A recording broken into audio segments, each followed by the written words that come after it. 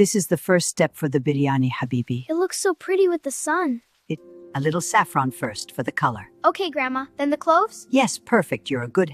Grandma, what are you making? A special stew just for you. Can I help stir?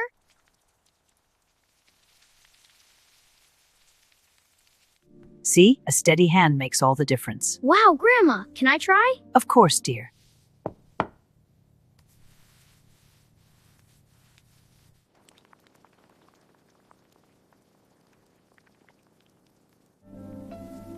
That's it, dear. Just a little more. Okay, Grandma.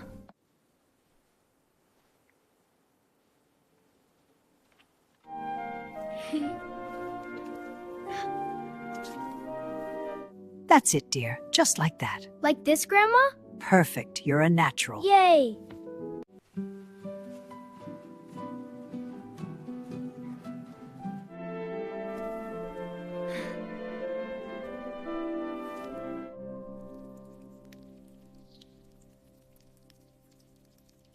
Here you are, dear. Eat up while it's hot.